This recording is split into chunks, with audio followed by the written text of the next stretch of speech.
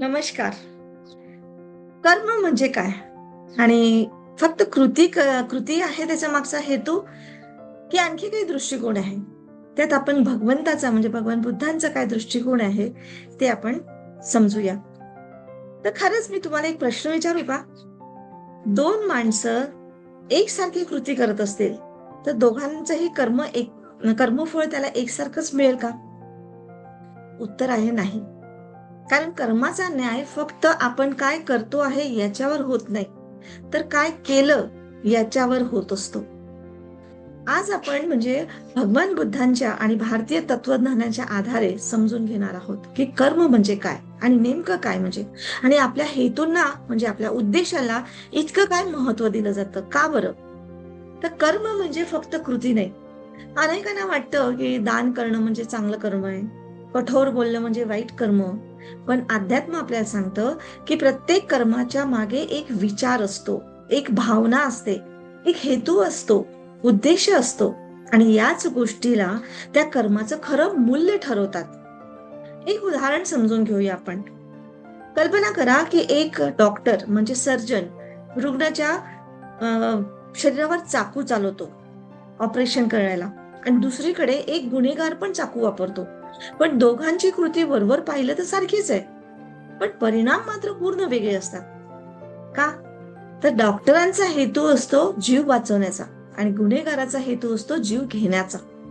म्हणूनच कर्माचं मूल्य कृतीपेक्षा हेतूमध्ये म्हणजे उद्देशामध्ये दडलेलं असतं.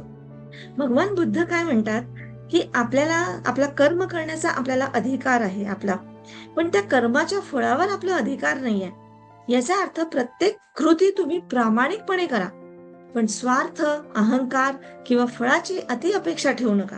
जेव्हा तुम्ही कर्म निस्वार्थ भावनेने करता, तेव्हा तुमच्या मनालाही शांती ते कर्म तुम्हाला देत असतो. तर हेतू म्हणजे उद्देश इतका महत्वाचा का बरं आहे? तर एकाच वाक्याचाही परिणाम हेतूनुसार बदलतो.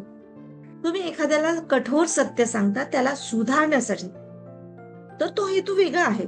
पण त्याच शब्दांनी एखाद्याचा अपमान करण्यासाठी बोलले, तर त्याचे कर्म वेगळं ठरतं. म्हणूनच निसर्ग फक्त बाह्य कृती बघत नाही, तर मनातील भावना आणि उद्देशही बघतो. असा हा आध्यात्मिक दृष्टिकोन आहे. तर दैनंदिन जीवनामध्ये याचा उपयोग कसा करायचा ते मी सांगते तुम्हाला.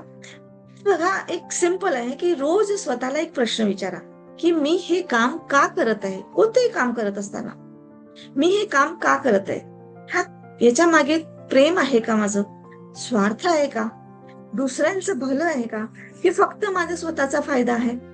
जेव्हा हे प्रश्न आपण स्वतःला विचारतो, तेव्हा आपले कर्म आणि अधिक म्हणजे जागृत होतात. आपण जागृत होतो आपल्या कर्माविषयी. तर विज्ञान आणि मानसशास्त्र काय सांगतं? तर मानसशास्त्रातही म्हणजे इंटेन्शन म्हणजे उद्देशला खूप महत्व दिलेलं आहे. संशोधन असं दर्शवतं की लोक अर्थपूर्ण उद्देशाने काम करतात, आणि त्याच्या मागे समाधान, मानसिक आरोग्य आणि जीवनातील आनंद अधिक असतो. म्हणजेच चांगला हेतू केवळ आध्यात्मिक दृष्ट्याच नव्हे, तर मानसिक आरोग्यासाठीही महत्वाचा असतो. तर खरं चांगलं कर्म कोणतं?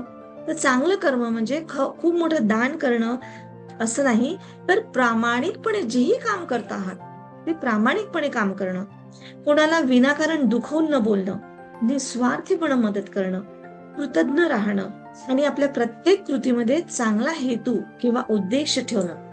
यातूनच आपल्या खऱ्या सकारात्मक कर्माची निर्मिती होते. तर लक्षात ठेवा, जर जग तुमची कृती पाहतं, पण तुमचं अंतरंग, तुमचा हेतू म्हणजे तुमचा उद्देश आणि तुमची भावना याच्यातूनच तुमच्या खऱ्या कर्माचं मूल्य ठरवतो. आणि म्हणूनच चांगली कामं करण्याचा प्रयत्न करू नका, तर चांगल्या हेतूने काम करण्याचा संकल्प करा. कारण जेव्हा उद्देश शुद्ध असतो ना, तेव्हा कर्म पण पवित्र होतं. तर हा व्हिडिओ तुम्हाला आवडला असेल किंवा तुम्हाला विचार करायला भाग पाडणारा असेल, तर नक्कीच तुमच्या मित्रपरिवारासोबत शेअर करा. आणि अशाच पद्धतीचे आध्यात्मिक, रेकी, ध्यान आणि जीवनाला नवी दिशा देणारे विषयांवर जर व्हिडिओ आपल्याला आवडत असतील, तर नक्कीच प्रज्ञा करुणा हिलिंग युट्यूब चॅनलला सबस्क्राईब करा. धन्यवाद. आपण पुन्हा परत नवीन येणे आणि प्रेरणादायी विषयासह भेटूया. थँक्यू.